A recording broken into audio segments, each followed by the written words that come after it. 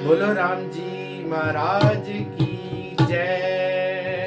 सतगुरु सुखराम जी महाराज ने धन्य हो धन्य हो। जूं तिल माही तेल है, जूं चकमक में आग, तेरा साईं तुझ में बसे, जाग सके तो जाग।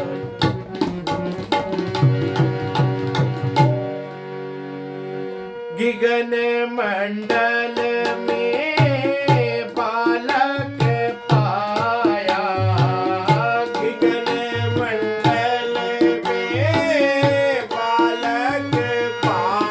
ताके रूप वरण नहीं काया वे, ताके रूप वरण नहीं काया वे। गगन मंडल में बालक पाया।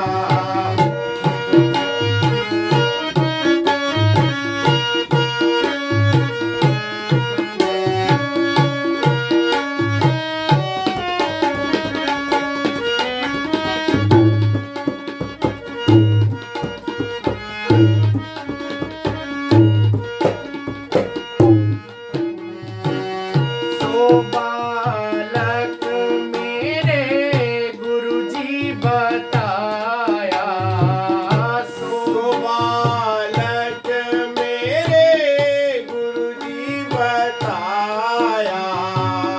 दिव्य दृष्टि तल आया वे,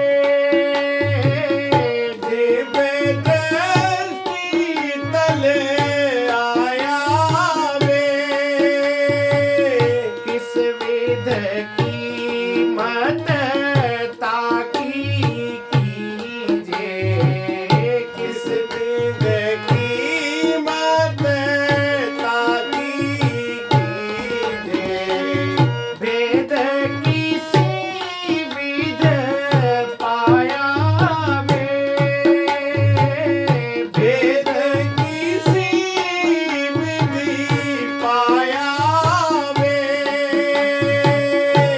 गगन मंडल बालक पाया, गगन मंडल में बालक पाया।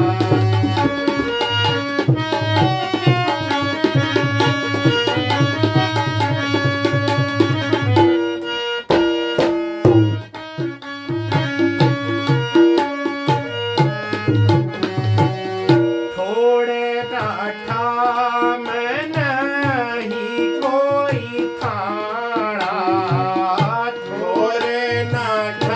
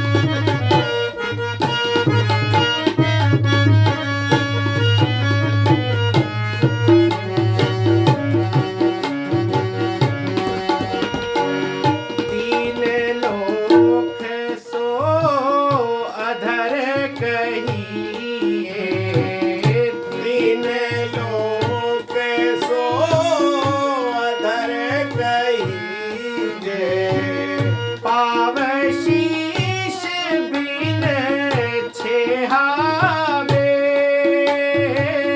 पाव शीश बिन छेहावे, कह सुख राम बीरम का चेरा, कह सुख राम बीरम का चेरा, बालक हम निहावे, ओ बालक हम निहावे, गगन मंडल में बालक पाया, गगन मंडल में बालक ताके रूप बरे नहीं काया वे, ताके रूप बरे नहीं काया वे, गगन मंडल में बालक पाया। सद्गुरु सुखराम जी महाराज ने धन्य हो, धन्य हो। बोलो राम। राम। महाराज फरमाते हैं कि गगन मंडल में बालक पाया। गगन मंडल में बालक पाया। गगन मंडल में बालक पाने का मतलब है कि हमने सत शब्द धारण किया और सत शब्द का भेद हमें मिल गया। उसके बाद हमारी जो सुरती है वो गगन मंडल में लग गई और परमात्मा का भेद जो है वो हमें मिल गया। तो महाराज फरमा रहे हैं कि गगन मंडल में बालक पाया और गगन मंडल में बालक पाया ताको रूप वर्ण नहीं काया वे। महाराज कह रहे हैं कि सत शब्द का ज्ञान है, उसका कोई ना रूप है, ना रेख है, ना वर्ण है। महाराज कह रहे हैं रूप न रेख वर्ण नहीं बाको, सत्य पंथ पग धरना वे। ना कोई रूप न रेख नहीं वर्ण, कुछ नहीं है। काय में हमें ध्यान लगाना है, सतगुरु से ज्ञान लेकर के सांसों सांस भजन करना है, सिमरण करना है और मन को सांसों में लगाना है। जैसे हमारे जब भजन हम करते हैं तो 20 नाम ऊपर और 20 नाम नीचे, ये हमें देखना है कि हमारी चक्री ऐसी बने कि हमारे नाम बराबर हो जाए, सांसा हमारी बराबर हो जाए। तो महाराज फरमा रहे हैं कि गगन मंडल में बालक पाया बाकी रूप वर्ण नहीं काया वे। तो महाराज फरमा रहे हैं कि सत शब्द का अगर अनुभव हो गया तो वही हमें गगन मंडल में बालक पाना है। आगे महाराज बता रहे हैं सो बालक मेरे गुरु जी बताया, दिव्य दृष्ट तल आया वे। वो ज्ञान हमें किसने बताया? वो भेद प्राप्ति का ज्ञान हमें किसने बताया? वो सतगुरु ने बताया। सो बालक मेरे सतगुरु बताया, दिव्य दृष्ट तल आया। जैसे किसी को दिव्य दृष्टि मिल जाती है। जब महाभारत का युद्ध हुआ तो वेद व्यास जी ने धृतराष्ट्र को दिव्य दृष्टि देने के लिए कहा। तब उन्होंने कहा कि मैं अंधा हूं और मुझे दिव्य दृष्टि मत दो, संजय को दे दो। जो भी घटना होगी वहां पर दिव्य दृष्टि से देख के मुझे बताते रहेंगे। तो ऐसे ही महाराज बता रहे हैं कि हमारे सतगुरु जो है वो ऐसा निज नाम बताता है, ऐसा भेद बता देता है कि जिससे हमें तीनों लोकों की जानकारी मिल जाती है और दिव्य दृष्टि प्राप्त हो जाती है। आगे महाराज बता रहे हैं किस विद कीमत ताकि कीजे, भेद किसी विद पाया वे। अब महाराज फरमा रहे हैं कि कोई इसकी कीमत लगाना चाहे तो सत शब्द की कोई कीमत नहीं है। क्यों? कि कीमत जो है वो केवल 3 लोक का साधन है। 3 लोक में चलने वाली है कीमत। अगर कोई भी व्यक्ति है शरीर धारण करता है, वो चाहे कितना भी रुपया पैसा इकट्ठा कर ले, लेकिन एक सुई भी, एक धागा भी उसके साथ नहीं जा सकता। साथ जाएगा तो क्या जाएगा? उसका किया हुआ कर्म, उसका किया हुआ भजन।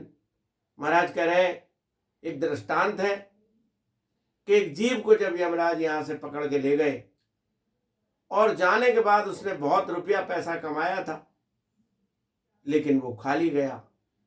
तो उन्होंने कहा कि यहाँ सतलोक में वो रुपया नहीं चलता, सतलोक में चलता है सतगुरु का ज्ञान और सतगुरु का भेद, राम नाम का सिमरण और अच्छे कर्म। अगर तुमने किए हैं तो तुम्हें मार नहीं लगेगी और तुम्हें अच्छी जगह रखा जाएगा। और तुमने अगर अच्छे कर्म नहीं किए, कितना रुपया पैसा कमाया झूठ कपट करके और बुरे इधर उधर की बातों में लग के लोगों को सता के, तो तुम्हें भी कह रहे हैं कि ये है कानून में उसके, ये है कानून में उसके, करो जैसा भरो वैसा, सताया जाएगा वो भी किसी को जो सताएगा, जरूरी है कि एक दिन तू सरे दरबार जाएगा। तो महाराज कह रहे हैं कि अगर तुमने किसी के साथ बुरा किया तो तुम्हें भी उसके साथ वहां बुराई का फल बुराई मिलेगा। और चाहे तुम कह रहे हैं हंस किया न छूटे रोया, और किया कवाड़ा हाथा, और घड़ी घड़ी दम दम का लेखा चित्रगुप्त का खाता। जो आज हमने हंस के कर्म कर लिए, बुरे कर्म कर लिए, किसी को सताया, किसी को परेशान किया, किसी की चोरी की, तो वहां रोने से नहीं छूटेगा। वहां एक एक मिनट का खाता चित्रगुप्त बैठे हुए कंधों पे लिख रहे हैं, और जो तुम कर्म करते हो वो सारे लिखे जाते हैं। महाराज कहते हैं कि खातो धर्म राय को सौंपो, हिसाब हुआ पछतासी, और मूल माय मिनखा देहारी, ब्याज माय दुख पासी। जब खाता धर्मराज के पास पहुंचता है और अच्छे कर्म नहीं किए तो कह रहे हैं मूल माय मिनखा देहारी। कोई साहूकार जब किसी को धन देता है, उधार देता है, तो वो अगर समय पर ना लौटाए तो उसे दोबारा पैसा नहीं मिलता। ऐसे ही महाराज फरमा रहे हैं कि परमात्मा ने हमें ये मनुष्य का शरीर भी दे करके भेजा है, ये मूल है हमारा, और हमने भजन नहीं किया तो मनुष्य का शरीर नहीं मिलेगा और ब्याज में हमें दुख भोगना पड़ेगा। तो आगे महाराज बता रहे हैं कि किस विध कीमत ताकि कीजे भेद किसी विध पावे वे। तो इसकी कीमत को समझो और राम नाम का भेद धारण करो। आगे महाराज बता रहे हैं, ठौड़ न ठाम नहीं कोई थाना, खाली दिशा नहीं कोई वे। महाराज फरमा रहे हैं कि उसका वर्णन नहीं हो सकता, उसकी प्राप्ति का जो साधन है वो ऐसा है कि अगर कोई सोचे कि मुख से बोल के मैं बता दूं तो उसकी बोल के नहीं बता सकता। क्यों? ये अनुभव की बात है। महाराज कह रहे हैं कि अगर किसी को देसी घी खिला दिया जाए, उसका स्वाद पूछो कि उसका स्वाद कैसा है तो वो उसको अनुभव तो करेगा लेकिन उसका स्वाद नहीं बता सकता। ऐसे ही निज नाम का ज्ञान है, जिसको लग जाता है, उसकी लगन, दुनिया एक तरफ हो जाए, वो अकेला एक तरफ हो, तो भी उस निज नाम को नहीं छोड़ता। तो महाराज फरमा रहे हैं कि ठौड़ न ठाम नहीं कोई थाना, खाली दिशा नहीं कोई वे, और हाथ न पांव परा नहीं पाखा, नैण बैण नहीं कोई भी। तो महाराज फरमाते हैं कि उसके बिना कहीं खाली जगह नहीं है। सब घट मेरे साइया, खाली घट नहीं कोई, और बलिहारी व घट को जा घट प्रगट हो। महाराज कह रहे हैं कि हर किसी के घट में परमात्मा मौजूद है, विराजमान है, लेकिन महाराज फरमा रहे हैं कोई हंस वृत्ति होता है जो अपने घट में उस परमात्मा और निज नाम की जागृति कर लेता है। तो यहां महाराज जी बता रहे हैं कि ठाम न ठाम नहीं कोई थाना, खाली दिशा नहीं कोई भी, कहीं कोई खाली जगह नहीं है, कण कण में परमात्मा मौजूद है। हाथ न पांव परा नहीं पाखा, ना उसके हाथ है, न पार है, पैर है, और न पंख है, ना कोई आंखें हैं, ना नैण है, ना उसके बैण है, कोई नैण बैण नहीं कोई भी। तो इस प्रकार से महाराज जी समझा रहे हैं कि तो इनमें सब में करने से कुछ, 3 लोक के जो ज्ञान है उसमें करने से कुछ नहीं मिलेगा। परमात्मा का ज्ञान ऐसा है, वो निराकार है और अविनाशी है। उसका अगर ध्यान करोगे, उसका सुमिरन करोगे तो तुम्हारे जीव का कल्याण हो जाएगा। आगे महाराज बता रहे हैं, 3 लोक सो अधर कहीजे, पांव शीश बिन छिया आवे। तो महाराज फरमा रहे हैं कि ये 3 लोक का ज्ञान से हमारा ज्ञान जो है वो ऊपर है। ये अधर 3 लोक जो है, अधर बताया महाराज जी ने कि 3 लोक का ज्ञान जो है, इसको करने से माया के चक्कर में फंसे रहोगे और परम पद की प्राप्ति नहीं होगी। तो महाराज फरमा रहे हैं कि 3 लोक सो अधर कहिए, पांव शीश नहीं छियावे, कै सुखराम बीरम का चेरा, ओ बालक हम नेहावे। सतगुरु सुखराम जी महाराज फरमा रहे हैं कि मेरे सतगुरु बीरमदास जी ने मुझे ऐसा भेद बताया कि जिससे मैंने 10वें द्वार से आगे का उस निजनाम का भेद प्राप्त कर लिया और मेरे जीव का कल्याण हो गया। उस परम पद को मैंने अपनी आंखों से देखा है और सता रूप से उसे अनुभव किया है। तो इसलिए महाराज फरमा रहे हैं कि सता रूप से बोल रहे हैं महाराज कि इस ज्ञान को धारण करो और निज नाम के भेद धारण करने से ही तुम्हारे जीव का कल्याण होने वाला है और कोई ज्ञान तुम्हें परम पद में पहुंचाने वाला नहीं है। बोलो सतगुरु सुखराम जी महाराज ने धिन्न हो, धिन्न हो, धिन्न हो।